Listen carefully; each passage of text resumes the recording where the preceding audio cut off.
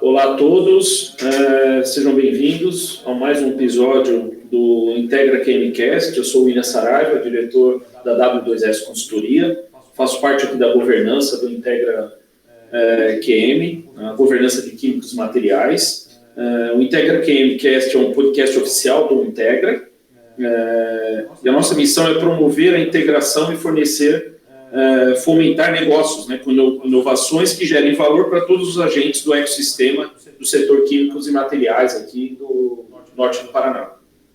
Hoje nós vamos falar um pouco sobre inteligência artificial aplicada na indústria química e de materiais, do laboratório ao mercado, né? Então a gente vai falar bastante da teoria e também da aplicação disso.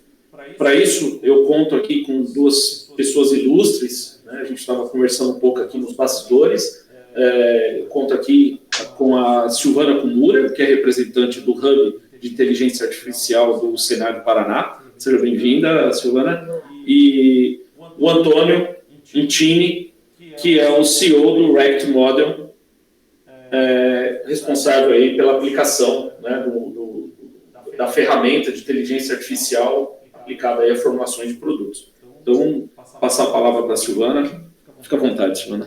Tudo bem? Olá Antônio, olá William. Acho que é uma satisfação poder conversar com vocês sobre um assunto que tem ocupado tanto das nossas vidas ultimamente, né? Exatamente. E eu trabalho aqui no Senai, no Londrina, né? No Hub de Inteligência Artificial, então a gente tem aí muito repertório, muita coisa acontecendo para a cadeia produtiva da indústria, para a indústria química e de materiais, enfim. E vai ser uma alegria poder conversar com vocês hoje. Que legal, obrigado aí por estar presente. Antônio? Bom, pessoal, boa tarde. Obrigado, William, aí pela breve introdução. Prazer conhecê-la, Silvana, primeira vez aqui de ter contato. Espero poder contribuir aí para o debate, falar um pouquinho sobre inteligência artificial aplicada à indústria química, que é um assunto tão importante aí, né? Está ganhando cada vez mais importância e a gente tem que cada vez mais tentar esclarecer e mostrar as necessidades, os benefícios, né? Então, contem com a gente aí da Reactor Model. Que legal. Obrigado, Antônio, pela presença. Bom, para a gente poder, né, iniciar o nosso debate, estava dando uma olhada aqui no que a gente pode conversar, e a ideia é a gente definir um pouco, né, falar um pouco sobre IA. Então, o que é IA na prática para a indústria química? Como que a gente pode aplicar? Qual é o conceito? Quais são suas aplicações? Isso já é factível aqui no Brasil? Né? De novo, estávamos aqui nos bastidores e a Silvana, e falando exatamente disso, quer dizer, muitas vezes a gente acha que o que vem de fora é muito bom e o que está sendo feito aqui no Brasil não é, ou que não tem. Então, Antônio, se você puder falar um pouquinho sobre o que é IA na prática na indústria química. Uhum. Bacana. Bom, inteligência artificial acaba sendo um termo bastante amplo, né? Porque hoje em dia aí a gente tem inteligência artificial em tudo que é lado, né? Desde o celular, alguns carros já contam com funcionalidades, né? Eletrodomésticos, então assim, é uma coisa que tem cada vez mais se feito presente, né? E para a indústria química, a grande ideia aí é a gente avançar do estágio que a gente estava até então, né? Que é vamos dizer, uma pesquisa e desenvolvimento muito mais ali voltada para uma coisa artesanal, né, meio que na tentativa e erro, dependendo muito da experiência do químico, e trazer, de fato, ferramentas que possam aumentar essa capacidade de um químico encontrar formulações, né. Então, quando a gente fala de inteligência artificial, a gente está falando ali desde metodologias para aprendizado de máquina, para, por exemplo, entender as interações entre diferentes materiais, né? A gente fala também, embora não seja puramente inteligência artificial, mas trabalhar com os próprios modelos da engenharia química, né? Você consegue fazer muita predição através de modelos e combinar tudo isso, né, numa ferramenta que ela possa trabalhar em 3 pontos que a gente considera os pilares aí para P&D. que é a capacidade de predição, ou seja, você fazer uma formulação em um computador e poder ter uma primeira vislumbre ali do que seria o esperado de resultado para aquela proposta de formulação que você tenha, né? Legal. No segundo momento, quando você tem essa capacidade de predição, a gente entra com a otimização, né, que é poder encontrar a melhor solução para um determinado problema. Imagina um número de variáveis que a gente tem numa formulação, e se a gente tem formas de eletronicamente tentar encontrar essas formulações, traz aí um ganho muito grande em termos de reduções de custos, melhoria de qualidade, sustentabilidade, né? Então, esses 3 pontos. E não menos importante, tem a questão da retenção do conhecimento, né? Porque como você tem uma máquina ali aprendendo com o que está sendo executado em laboratório, isso fortalece muito a captura desse conhecimento. A indústria normalmente é muito boa em guardar aquilo que dá certo, mas não tão boa em guardar o que dá errado, né? E o que dá errado também traz muitos dados ali, muita coisa de informação que você pode capturar para tentar, em uma formulação futura, resolver um problema. Basicamente, essa seria a ideia da inteligência artificial aplicada a laboratórios. Concordo plenamente, Antônio. E quantos produtos já não nasceram, né, a partir de erros, né? Tem várias histórias aí, 3M, dentre outras empresas, né? Mas me fala um pouquinho mais, Antônio, como surgiu a React Model e qual a sua proposta de valor para o setor químico? Uhum. Bom, a Reactor Model, ela surgiu meio que decorrência de um mestrado que eu fiz, né? Eu sou engenheiro químico de formação e acabei fazendo um mestrado em engenharia química lá na Poli, na USP. E após esse mestrado, então, tendo toda essa bagagem teórica aí, né, que eu conquistei ali no trabalho do mestrado, eu decidi abrir essa empresa para começar a trazer essa questão da inteligência artificial. E isso tem um pouco do meu histórico, né, porque eu trabalhei na indústria aí por quase 20 anos na P&D, né, antes de abrir a Reactor Model. E assim, comecei de estagiário, né, chegar a rolar tambor lá, fazer lixar chapa, trabalho mais básico, até chegar a gerente de um laboratório de P&D, né. Então eu acabei passando por todas as etapas ali do desenvolvimento, tanto de tintas quanto resinas, e uma coisa que eu sentia muita falta na época que eu trabalhava com formulação, era esse tipo de ferramenta preditiva, né, que a gente tivesse um software que você pudesse entrar ali, propostas de formulações e ter algum tipo de sinalização do resultado, né, otimizações. Então, meio que nasceu de toda essa experiência que eu tive lá atrás, essa necessidade, né, que foi uma dor que eu sofri aí em todo esse período, né. Então, basicamente, foi meio que daí.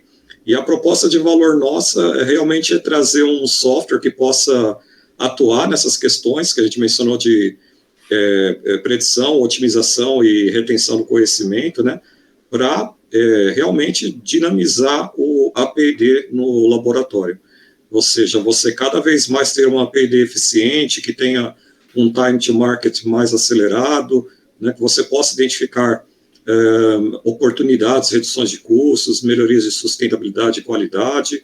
Então, é um software que realmente muda um pouco essa nossa cultura ali de desenvolver, às vezes no caderninho, às vezes numa planilha de Excel, né? E trazer para uma coisa muito mais estruturada que vai estar atuando aí com a parte de aprendizagem de máquina.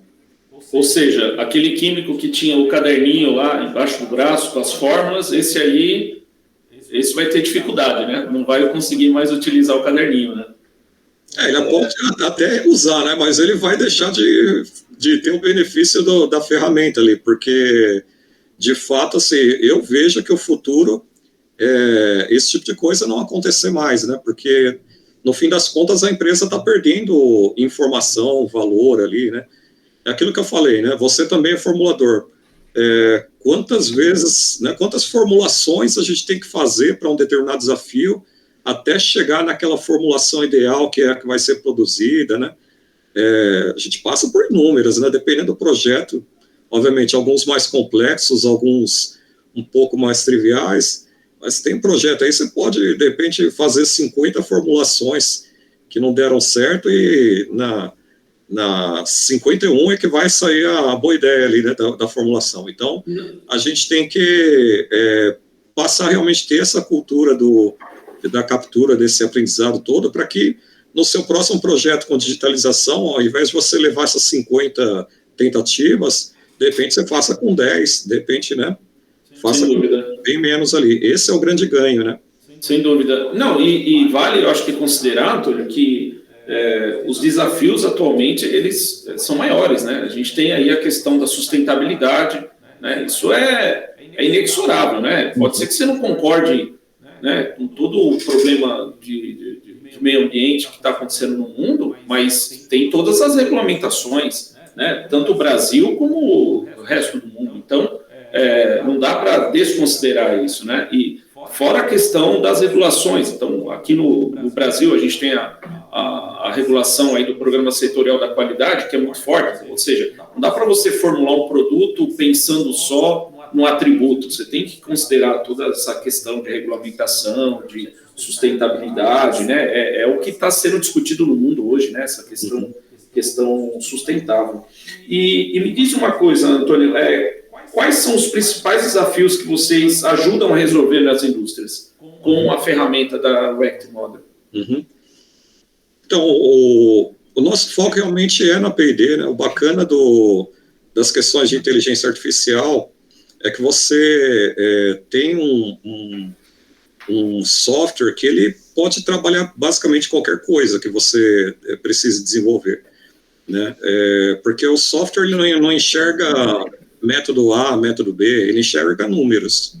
Então, ele vai entender como determinadas formulações funcionam, como os diferentes materiais ali, eles têm interações entre eles e tudo mais, e a resposta numérica, ela pode ser qualquer coisa que você precise, né? Então, essa é uma das vantagens. A gente tem também alguns modelos mais especializados, né? Por exemplo, a parte de evaporação e parâmetros de solubilidade, que resolve coisas um pouco mais específicas, né? E quando a gente trabalha com modelos, o bacana é que você não depende tanto da existência de dados prévios, né? Que é um dos desafios na parte de IA, que é construir todo esse histórico. Mas, basicamente, se a gente já trabalhou com questões de resinas, então, por exemplo, predição de TG, né? Teve um caso muito interessante que a gente fez um teste com uma indústria uma vez, que estavam desenvolvendo um determinado monômero, né? A gente cadastrou os parâmetros desse monômero.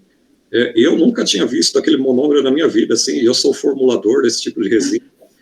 E cadastramos na aplicação, fizemos a predição da TG pela aplicação, e aí foram lá na bancada, reproduziram e deu uma diferença assim, de menos de 5 graus Celsius para TG. TG é temperatura de transição vítrea, né? Então, assim, um resultado espetacular, né? Que até então eles não conseguiam ter essa previsão antecipada. A gente vem trabalhando também com a parte de solventes, de fontes renováveis, estão usando bastante essa parte de solubilidade, evaporação de solventes, né? Inclusive, chegamos a apresentar um trabalho em um congresso da Abrafat, o último congresso com uma das empresas, né? Então, assim, as oportunidades estão em todo lugar, né? Realmente, muito mais a questão aí de trabalhar a implementação e fazer essa construção da coleta dos dados, né, do banco de dados, para você começar a ter boas predições. E é impressionante.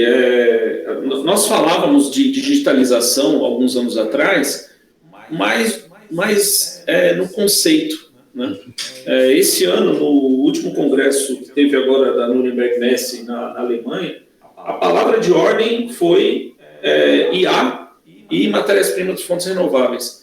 E aí que eu acredito que nós estamos com uma oportunidade ímpar assim, aqui no Brasil, né? Porque nós temos a área de tecnologia bem desenvolvida, eu diria, né, Silvana? E com uma oportunidade assim, única na questão de matérias-primas de fontes renováveis. Então, com todo esse caos que está acontecendo no mundo, né, com relação a tarifaço, essa coisa dos Estados Unidos e China, eu acho que vai sobrar para a gente muita oportunidade, né? Então, e aí eu acho que a gente precisa aprender um pouco mais de como aplicar essas ferramentas e extrair delas, né, os melhores resultados, né? Eu acho que isso já é possível hoje em dia, né?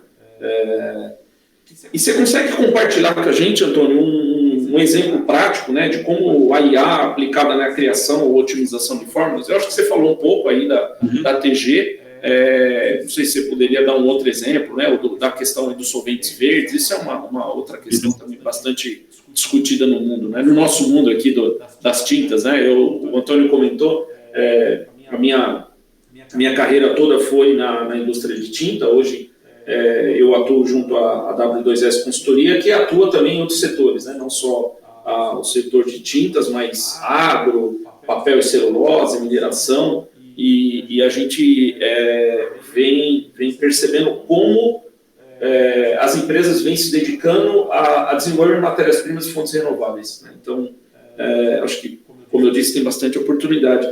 E você tem algum exemplo, assim, Antônio, por exemplo, que a gente consiga linkar a inteligência artificial com a questão sustentável? Da sustentabilidade, meio que esse caso aí dos solventes renováveis, acho que seria um bom exemplo disso, né?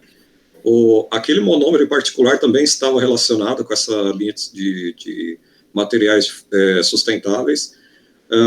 A gente tem hoje um projeto, né, que inclusive sendo feito aí com recursos da FINEP, e onde a gente está trabalhando o desenvolvimento de algoritmos para a parte de predição de polímeros, né? Mas ele não tem especificamente assim, um foco na sustentabilidade. O foco é geral, mas por consequência você também passaria a conseguir substituir materiais ali de fonte renovável ou não, né? Porque na plataforma a gente tem um dos parâmetros para otimização é o teor de renováveis. Então é possível o usuário cadastrar os diferentes materiais ali com o teor de percentual de materiais renováveis que tem em cada material, e ele vai tentar encontrar a formulação que maximize essa quantidade do teor de renováveis, né? Ainda mantendo ali as especificações e tudo mais. Então, seriam assim, os exemplos que eu teria para trazer especificamente na parte de materiais renováveis, né? Não, fantástico, né? Imagina, a gente conseguiu unir o que tem de mais moderno em tecnologia para, de uma certa forma, voltar um pouco ao tempo e trabalhar com matérias-primas de fontes renováveis, que a gente utilizava no século atrás, né? Quer dizer, essa é uma mistura que me agrada muito, né? A gente precisa... pode trabalhar com um projeto pensando só ali no resultado final, né? Você precisa considerar essas variáveis, né? Até esse ponto aí, assim, é interessante, porque isso é para meio que quebrar um pouco o paradigma, né, da questão de a gente achar que o renovável vai ser mais caro ou coisa do tipo, porque às vezes até um material por si pode ser um pouco mais caro, mas você consegue encontrar ele em combinações com outros para, de repente, fazer um offset daquele custo que aumentou com ele com a entrada de algum outro material, né? Então, isso te dá muita flexibilidade e permite você aumentar esse teor de renováveis na formulação. Sem dúvida, sem dúvida. Não, excelente, Antônio. Excelente. Bom, falando um pouco agora da IA aplicada, né, no chão de fábrica e nas decisões estratégicas, né, cada dia mais a gente vai ou deve utilizar a inteligência artificial para tomada de decisões, né? Então, Silvana, você que é uma grande especialista aí de inteligência artificial, né? Como o Hub de IA vem apoiando as empresas no setor químico de materiais? Então, hoje o nosso trabalho, nós temos algumas estratégias para trabalhar a inteligência artificial, principalmente na cadeia produtiva da indústria, né? Uma das estratégias é um programa de residência que a gente desenvolveu. A gente já está no 6º ano, né?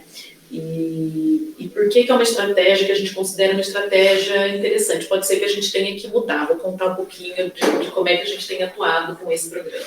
O programa de residência, nós percebemos que o mercado ele é muito carente de especialistas, mão na massa, hands-on, que possam desenvolver trabalhos com inteligência computacional, e ao mesmo tempo a gente percebe aquela ansiedade das empresas em implementar soluções e muitas vezes sem saber por onde começar. Então, nós olhamos para esse cenário, e de novo, né, há 6 anos isso, e isso ainda continua sendo verdade, e a partir disso entendemos, nós temos que juntar essas duas pontas. A gente tem que juntar quem quer trabalhar com IA e tem que levar para o desafio real da indústria, da cadeia produtiva da indústria.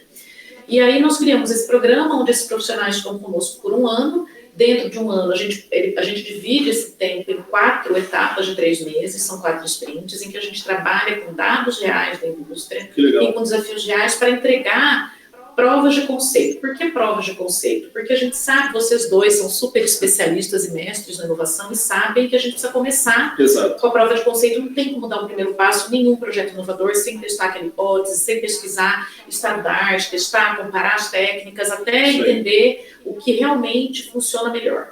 E aí a gente é hoje uma fábrica de provas de conceito para dar esse primeiro passo, e a gente entende o seguinte: nós temos 3 grandes legados. Um é deixar gente, criar essa conexão entre o profissional e aquela indústria. Então, nós temos turmas, nós já trabalhamos com mais de 100 empresas, hoje eu tenho 80 ao mesmo tempo, em paralelo, trabalhando nesse modelo. Fantástico. Então, a gente conecta profissionais com a indústria. Segundo legado, a gente entrega as provas de conceito, muitas vezes muito interessantes, prontas para serem produtizadas, eu diria. Sim. E um terceiro legado é fazer com que a empresa, ela se familiarize com a jornada de desenvolvimento do projeto de ciência de dados. Para a gente trabalhar, e eu adorei tudo que o Antônio falou, porque é exatamente isso. A gente tem muitas premissas para um projeto, para uma jornada de IA dar certo. Eu preciso ter dado em qualidade, volumetria, eu preciso conhecer regra. Exato. Quando a gente tem um químico incrível que faz tudo isso, por que não facilitar a vida dele? Porque quando a gente reduz o número de tentativas que ele vai, eu estou tirando aquela pessoa que é uma pessoa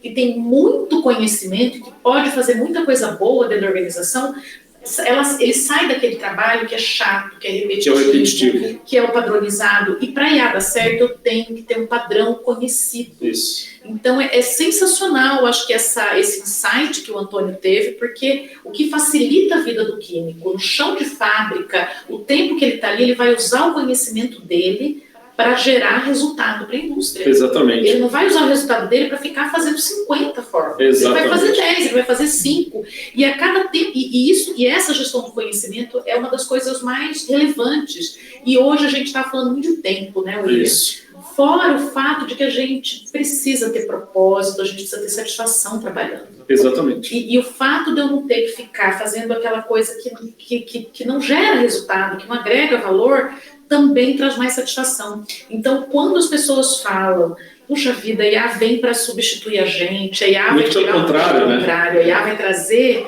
uma capacidade maior de entrega para qualquer profissional. Exato. O nosso desafio é fazer o que o Antônio está fazendo. Exato. É levar isso para a ponta e é fazer o profissional incorporar isso na sua rotina e aprender a trabalhar de forma conjugada com o modelo computacional. Isso. A partir do momento que o profissional, ele nunca mais vai querer trabalhar sozinho. Exatamente. Então, apoio à decisão. Mas também a gente não pode dizer que ele resolve pelo profissional, precisa de curadoria o tempo inteiro. Exatamente. Não estou falando besteira, né, Antônio? Não tem como não ter curadoria. Exatamente. Então, eu acho que, em linhas gerais, essa é uma das estratégias em que a gente atua, que a gente entende que é o primeiro passo. E além dessas estratégias, a gente tem a estratégia básica de PDI, que é começar um projeto, faz a prova de conceito, e é independente da residência. Perfeito. Hoje nós somos um ICT, e o nosso papel é esse, é ser o facilitador da implementação da IA nessa cadeia produtiva. Não, fantástico, né?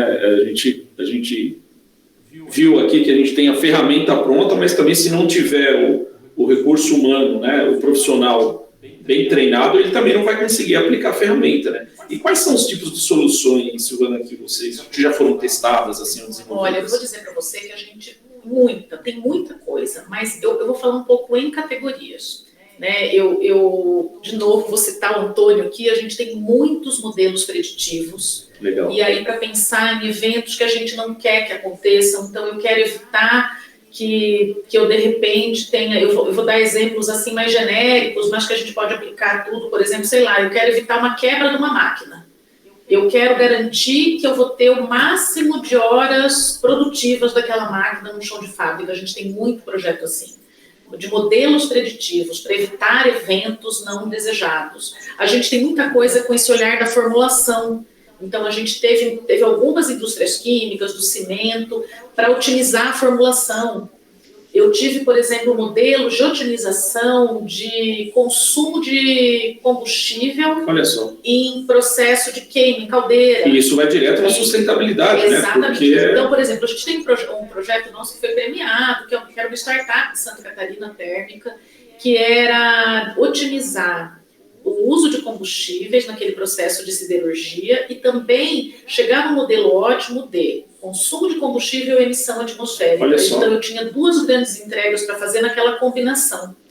Então, quando eu falo assim, a gente faz muito, né, isso da predição, da otimização, excelente. Tem muito modelo para controle da qualidade por meio de visão computacional. A gente tem um projeto incrível, que é muitos, na verdade, que é para perceber defeitos em linha de pintura por meio de visão computacional. Projetos incríveis. Você imagina, gente, que serviço duro que é você passar 8 horas identificando defeito em pintura no olho. Sabemos, né, Antônio? A dificuldade então, que é isso. A gente tem uns projetos incríveis nisso também. Que bom. Enfim, olha, predição, otimização, uso de visão computacional, agora com as LLMs, né, tem muita coisa de IA generativa, muita coisa de processamento de linguagem natural, geração de texto, interpretação de problemas, situações, enfim. Então, uma infinidade, assim, dentro das áreas e das técnicas da visão computacional, a gente aparece realmente muita coisa diferente. E como as empresas podem acessar esses programas? Olha, no Senai a gente trabalha muito assim. A estratégia da residência, uma vez por ano a gente oferta, a empresa vem, faz parte da turma e dá super certo. A gente está começando a 9ª turma agora, já começamos dia 21 de maio, foi o kickoff inicial. Legal. E a gente trabalha muito com edital, William e Antônio, muito edital. Então a gente trabalha muito, apoia as empresas com o FINEP, com Tecnova, o Senai tem muito edital. Eu não sei se vocês conhecem, a gente está conversando um pouco, o William já é super parceirão do Senai, assim, não sei se o Antônio já trabalhou com algum instituto Senai. Sim, também, né, Antônio? Acho que tive alguns contatos aqui com o pessoal de São Bernardo, né?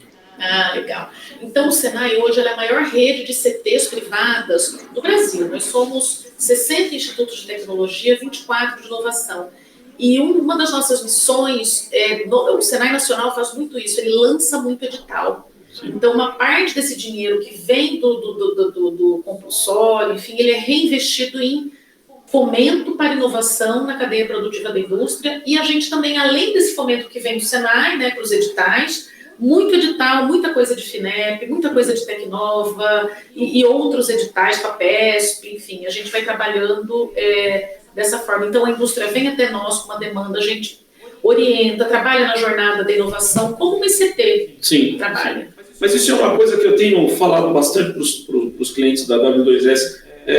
O sistema 5S acho que é uma das poucas coisas assim, que realmente funciona muito bem no Brasil, né? O Senai, com tudo isso que você colocou agora, o próprio Sebrae, né, com o apoio que ele dá. Então, eu acho que muitas vezes eu vejo o empresário reclamando, né, que ele não tem onde desenvolver o material, ou ele não tem apoio, ou porque ele paga muito imposto, mas o Senai existe, né? O Sebrae existe, sem fisiocracia, quer dizer, funciona o sistema. Então, eu acho que tem muita oportunidade aí, e acho que eu acredito muito, né, que quem esteja com algum projeto, que esteja interessado em fazer algo, indo para essa linha, não só essa linha, mas outras linhas, né, de atuação, eu não tenho dúvida aí que tanto o Senai como o Sebrae estão de portas abertas aí para atender. Né? William, eu queria também compartilhar algo que é inédito, acho que no Brasil.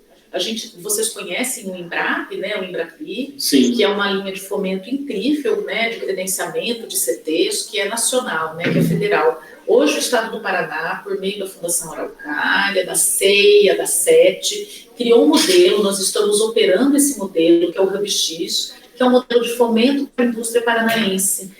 Um fomento mais ou menos de 50% para qualquer projeto de área das empresas paranaenses, não só indústrias, da empresa paranaense. Então, eu digo assim, hoje o Estado do Paraná também é um Estado que cria um ambiente muito fértil para se inovar.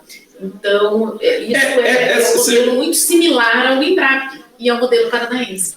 Que é um modelo que funciona, né? Eu até vou aproveitar o gancho para que vocês pudessem responder quais são os primeiros passos que uma empresa química que queira adotar a inteligência artificial deve seguir. Você tem a linha do fomento, né, que a Silvana colocou agora, mas o que vocês acham? Quais são os primeiros passos aí que a empresa precisa dar na direção da inteligência artificial? Silvana quer responder ou eu? Vai, pode ir. Tá bom. Bom, na questão da indústria química, o principal realmente é ter praticamente uma mudança de cultura no laboratório, né? Porque o software, ele traz todas as ferramentas ali para você fazer a coleta de dados e tal, mas tem que começar lá de trás, né?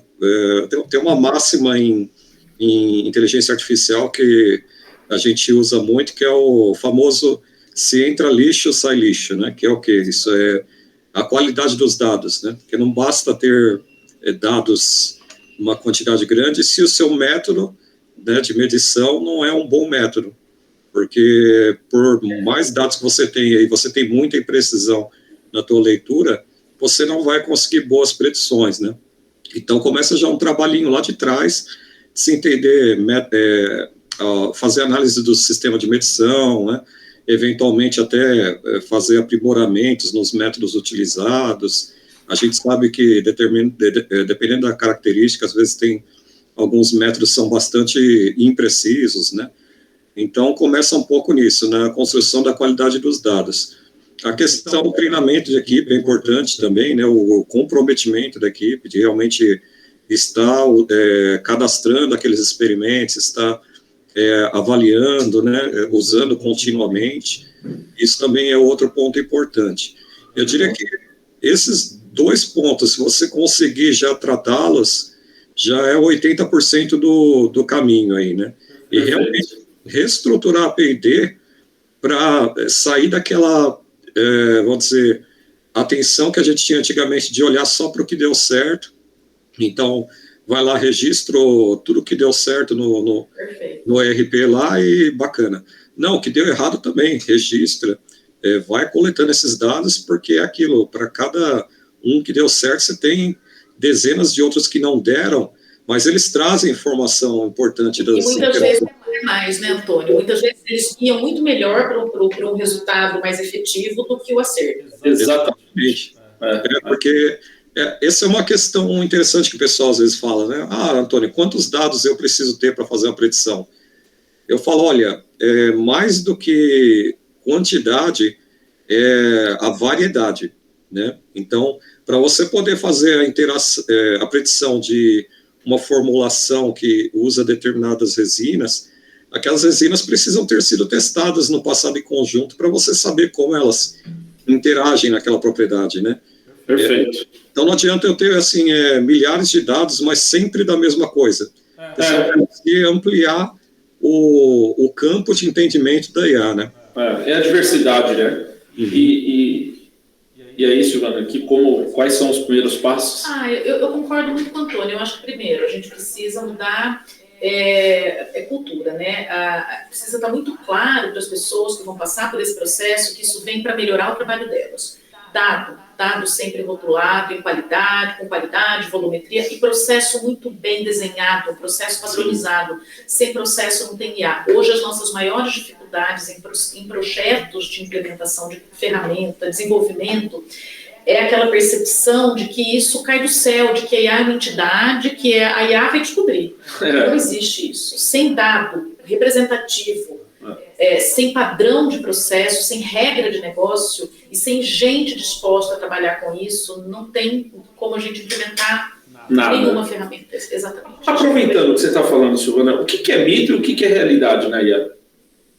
Eu acho que o grande mito é esse medo e essa ansiedade. Bom, eu acho que 2 eu quero falar. Um é de que ele vai tirar o nosso trabalho, não vai. Pelo contrário, a gente vai ser mais feliz trabalhando com inteligência artificial, mas a gente precisa guiar.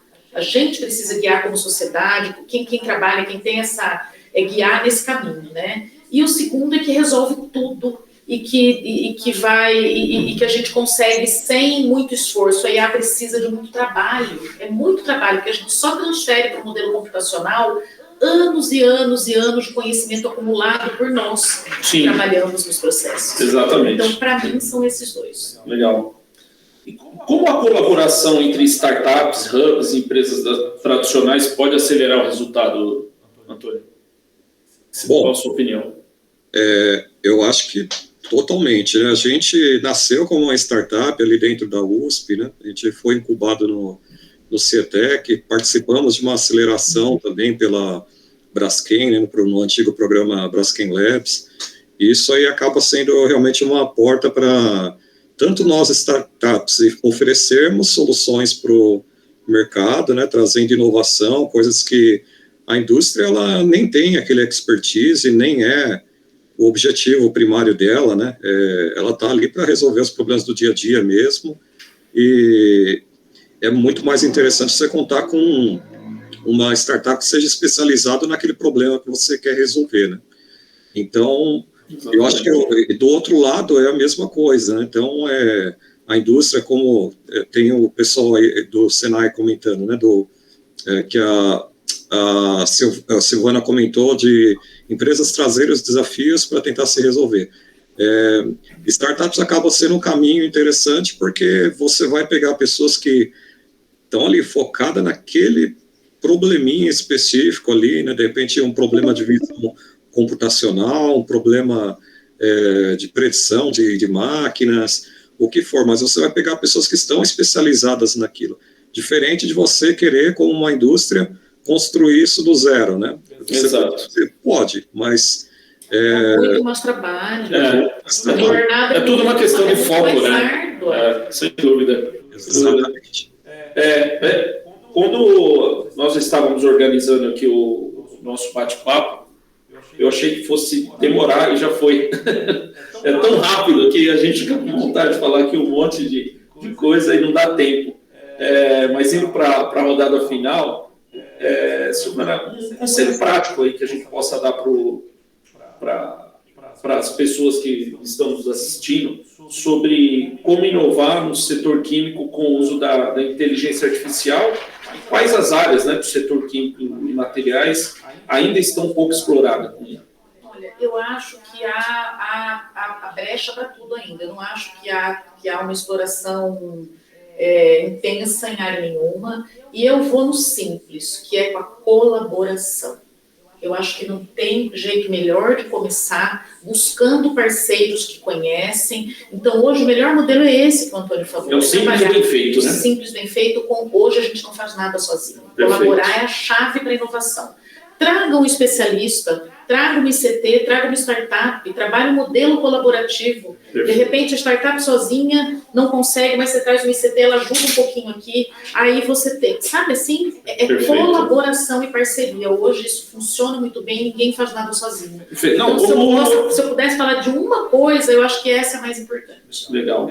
Como a gente pôde ver aqui no nosso bate-papo, quer dizer, existe uma startup, que é a React Model, já tem um modelo que funciona, mas precisa das pessoas treinadas, né, que você já vem trabalhando já. Vai mudar, acho que a P&D, eu trabalho muitos anos no Senai com tecnologia e inovação.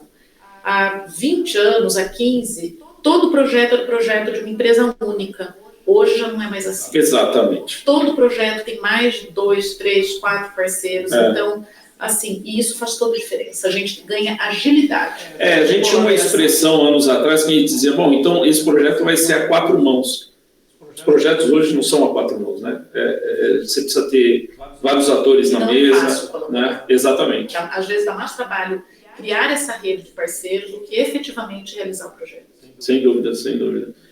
Você, Antônio, qual o conselho prático aí você daria para quem está nos ouvindo, e quais as áreas do setor químico ainda são pouco exploradas? Bom, pelo uso da IA, né? O conselho para quem ainda não tem essa questão de buscar tecnologia, realmente está aberto a testar, fazer provas de conceito, né? É o caminho que a gente também indica aqui pela Reactor Model, e sair vamos dizer, do que a gente está acostumado, porque eu vejo que no longo prazo, inteligência artificial vai ser um fator de vantagem competitiva, né? E é uma coisa que ela, como a Silvana falou, não é da noite para o dia que você começa a coletar dado e tratar esses dados, né? Mas imagina a empresa que começou hoje e passam-se 10 anos de dados acumulados, de aprendizados e tudo mais, o quanto uma inteligência artificial ali vai estar treinada, né, e conseguindo trazer resultados diferentes, versus uma empresa que não tem esse histórico de 10 anos de desenvolvimento. Essa outra empresa não vai conseguir competir, porque a dinâmica vai mudar no mercado. A gente vai ver muito mais mudanças constantes de formulações para buscar vamos dizer, a composição ótima, porque a todo momento varia o preço de matéria-prima, entra essa questão aí tarifária que você mencionou, que muda totalmente o que era viável, agora não é. Então, assim, a empresa que ela consegue, apertando alguns botões ali, já encontrar uma candidata rápida, testar aqui no laboratório, validar, ela vai estar, né, pelo menos aí, meses, se não um ano na frente de quem vai tentar fazer aquilo manualmente. Então, isso vai virar um fator de vantagem competitiva para quem tiver inteligência artificial. Mas olha que ponto importante você traz, né, Antônio?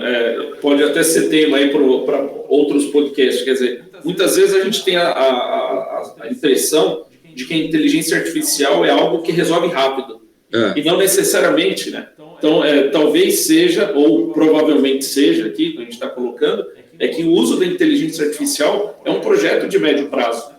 Você vai colher ótimos resultados a médio e longo prazo, não necessariamente no agora, né? Então, esse é um excelente ponto, concordo plenamente. Bom, a gente conseguiu estourar o nosso tempo, porque a conversa é muito boa, né? Eu gostaria de agradecer profundamente aí a presença de vocês, o Antônio Tini, Silvana Kumura, né? A Silvana representante do Hub de Inteligência Artificial aqui do Sebrae, do Paraná, Antônio Tini da React Model. E para você que nos ouviu, agradecemos a companhia e esperamos que que esse podcast tenha sido esclarecedor sobre inteligência artificial, né, tanto para o setor químico, aí, setor de materiais. Não deixe de nos acompanhar nos próximos episódios, né? A gente sempre vai estar discutindo a inovação, sustentabilidade. E obrigado.